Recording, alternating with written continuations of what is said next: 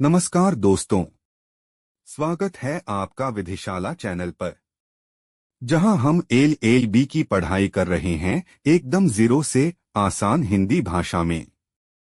पिछले वीडियो में हमने समझा था कि लॉ कहां से बनता है, यानी सोर्सेज ऑफ लॉ। आज हम एक बहुत महत्वपूर्ण टॉपिक पर बात करेंगे। सिविल लॉ और क्रिमिनल लॉ में क्या अंतर होता है। तो चलिए शुरू करते हैं लेक्चर 3।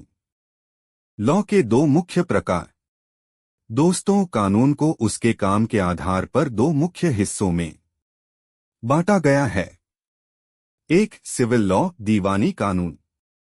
दो क्रिमिनल लॉ, आपराधिक कानून। ये दोनों ही समाज में न्याय, जस्टिस बनाए रखने के लिए हैं, लेकिन दोनों का उद्देश्य, पर्पस और प्रक्रिया, प्रोसीजर अलग होती है। सिविल लॉ क्या होता है? सिविल लॉ ऐसे मामलों से जुड़ा होता है जहां किसी व्यक्ति के निजी अधिकारों, प्राइवेट राइट्स का उल्लंघन हुआ हो, जैसे किसी से कॉन्ट्रैक्ट तोड़ना, संपत्ति का विवाद, परिवार से जुड़ा मामला जैसे विवाह, तलाक या उत्तराधिकार। सिविल लॉ का उद्देश्य होता है न्याय और मुआवजा, कॉम्पेंसेशन देना, न कि सजा देना। उदाहरण के लिए, अगर किसी ने आपकी जमीन पर कब्जा किया तो अदालत उसे खाली करवाएगी, पर उसे जेल नहीं भेजेगी। यानी सिविल लॉ में सजा नहीं, न्याय, रिलीफ दिया जाता है। क्रिमिनल लॉ क्या होता है? अब बात करते हैं क्रिमिनल लॉ की। क्रिमिनल लॉ उन मामलों से जुड़ा है जहां किसी व्यक्ति ने राज्य, स्टेट या समाज के खिलाफ अपराध, ऑफेंस किया हो। उदाहरण के लिए, हत्या, मर्डर, चोरी, थेफ्ट, धोखाधड़ी, फ्रॉड, रेप, किडनैपिंग।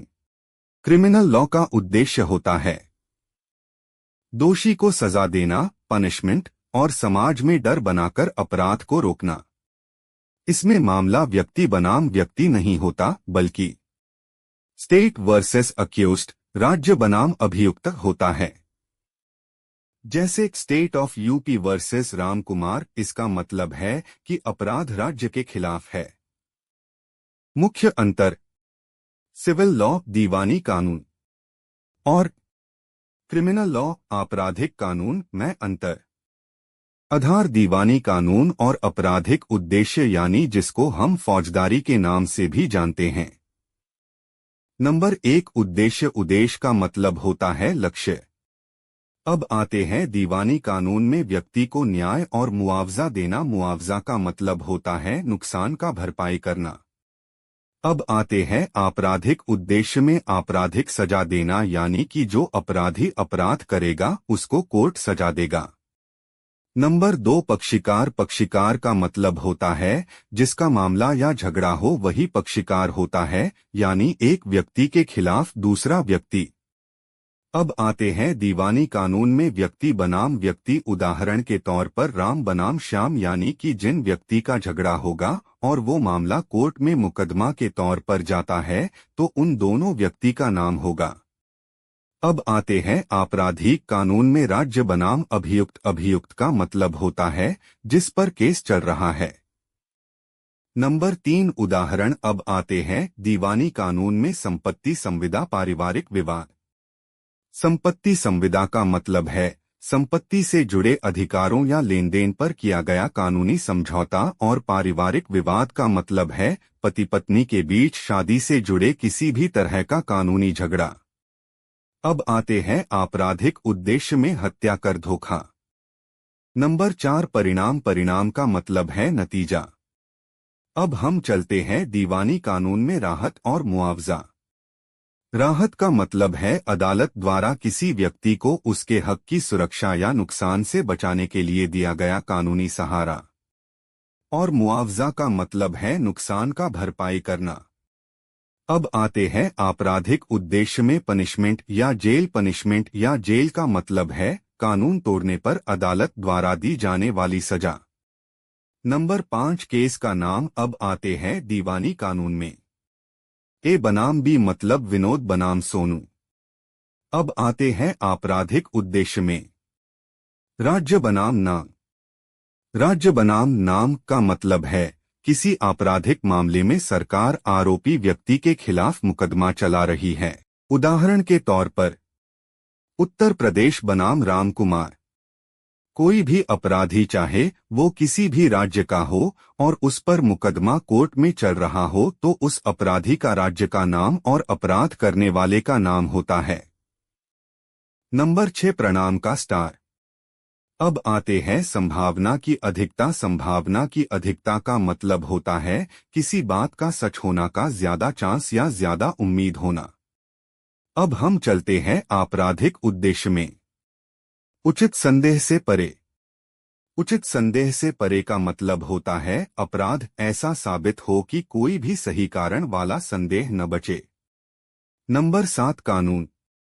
चलते हैं हम दीवानी कानून में सिविल प्रक्रिया संहिता सीपीसी। उदाहरण, अगर किसी ने आपकी जमीन पर कब्जा कर लिया है और आप कोर्ट में केस करते हैं तो वही केस कैसे चलेगा इसकी पूरी प्रक्रिया सीपीसी बताती है। अब हम चलते हैं आपराधिक उद्देश्य में। भारतीय नागरिक सुरक्षा संहिता BNSS।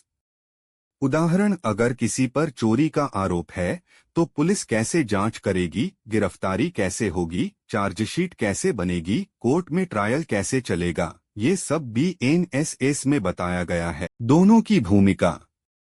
सिविल लॉ और क्रिमिनल लॉ दोनों ही समाज के लिए जरूरी हैं। सिविल लॉ व्यक्ति को उसका अधिकार दिलाता है जबकि क्रिमिनल लॉ समाज की सुरक्षा सुनिश्चित करता है।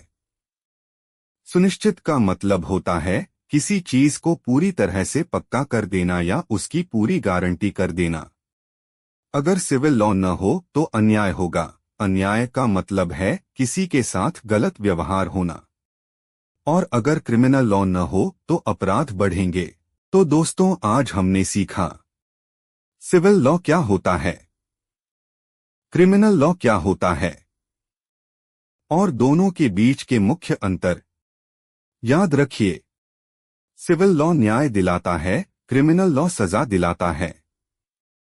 अगले वीडियो में हम पढ़ेंगे लॉ ऑफ क्राइम्स का बेसिक इंट्रोडक्शन यानी BNS क्या है और इसका स्ट्रक्चर कैसा है। अगर वीडियो पसंद आया हो तो लाइक करें, कमेंट करें और सब्सक्राइब जरूर करें। मैं हूं सूर्या सर और ये है विधिशाला LLB सिंप्लीफाइड, जहां कानून सीखना होगा आसान।